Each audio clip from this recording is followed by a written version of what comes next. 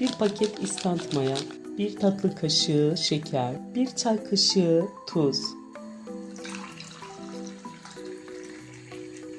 1 su bardağı ılık süt, 1 yemek kaşığı yoğurt, 1 yemek kaşığı sıvı yağ ilave ettikten sonra bütün malzemeleri karıştıralım. Unu ilave etmeye geçelim. Hamuru yapmaya başlayalım.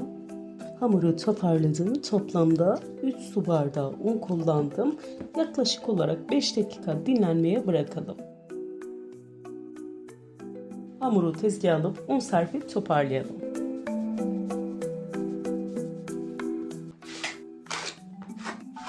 Sadece 6 tane bez hazırlayacağım. Hamurun eşit olmasına özen gösterelim. İlk bezeyi alıyorum.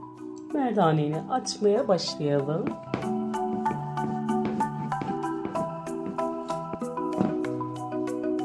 Hamurun genişliğini bir tatlı tabağı büyüklüğü kadar yaparsak yeterli olacak.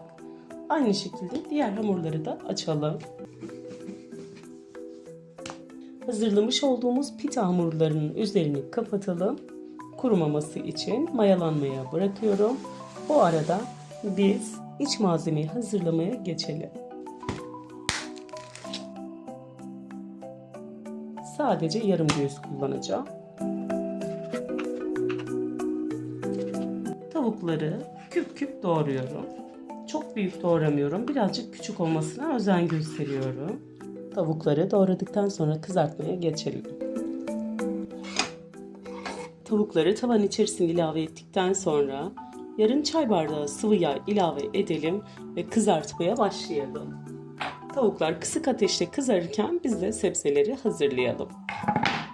Sebzeleri doğramaya geçelim. 1 tane kapya biber, 1 tane yeşil biber kullanacağım. 1 soğan, 2 diş de sarımsak.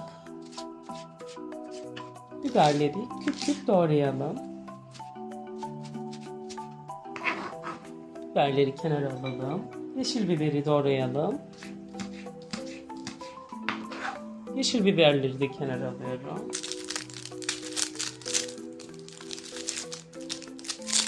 Bir tane orta boy soğan kullanacağım. Kabuğunu soyduktan sonra piyaz şeklinde doğrayalım. Soğanları da sebzelerin yanına alıyorum. 2 diş sarımsak. Bunları da soyup doğramaya başlayalım. Sarımsakları da mümkün olduğunca küçük küçük doğrayalım. Sarımsakları da kenara alalım.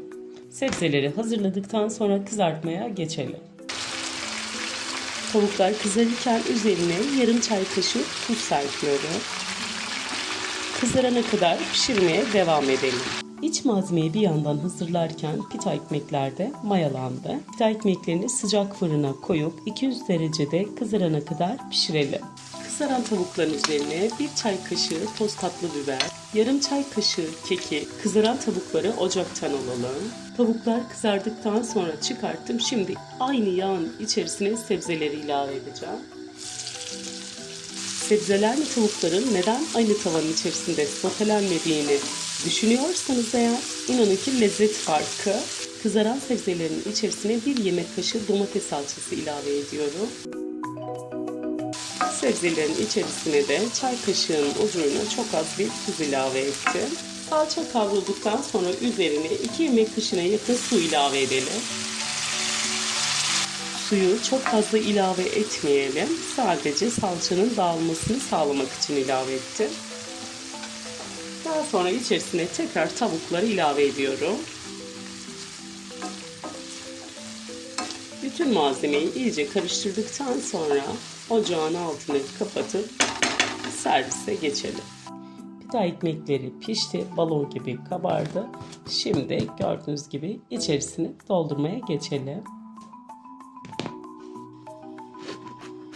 Ekmekleri keselim. Tamamen koparmayacağım. Gördüğünüz gibi pita ekmeklerimiz çok güzel bir şekilde kabardı. Şimdi hazırlamış olduğumuz iç malzemeyi koyalım. Biraz yeşillik koyduktan sonra içerisine hazırlamış olduğum nefis tavuklu soteden koyuyorum. İnanın ki bu şekilde yaptığınız zaman tadını çok beğeneceksiniz.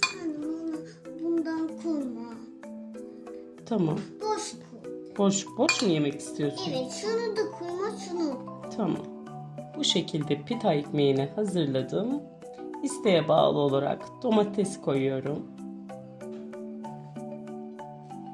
Bu şekilde servise hazırlayalım.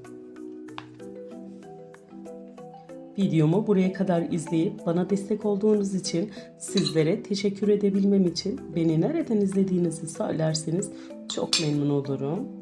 Lezzeti yine çok farklı olan pita ekmeklerini hazırladık. İçerisine de nefis bir tavuk sote hazırladım.